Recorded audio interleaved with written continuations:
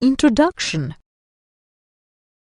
Smitha comes across a bright red feather while playing with her friends. She picks it up and puts it in her pocket. A little while later, she sees a beautiful blue marble lying on the ground. She picks that up as well and puts it in her pocket.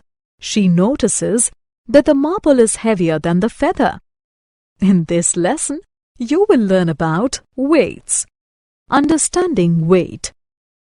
Let us understand the concept of weight with the help of an example. Lift a feather. Isn't it an easy task? This is because the feather is light. Now try lifting a brick.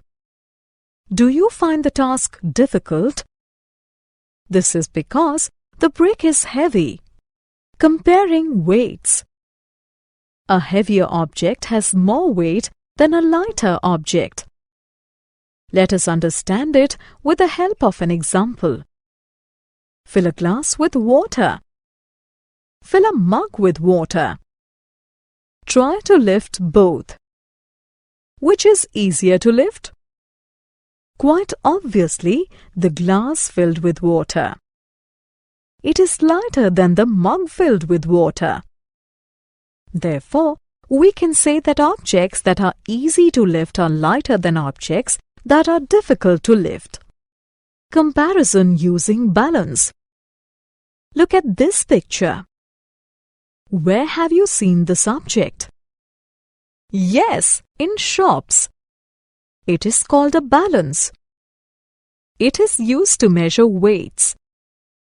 An apple seller weighs apples by placing the apples on one side and the weights on the other side of the balance. The balance can also be used to compare weights. Let us see how. Place a cucumber on one side and a watermelon on the other side of the balance. The side that has watermelon goes down. It means that the watermelon is heavier than the cucumber. Summary.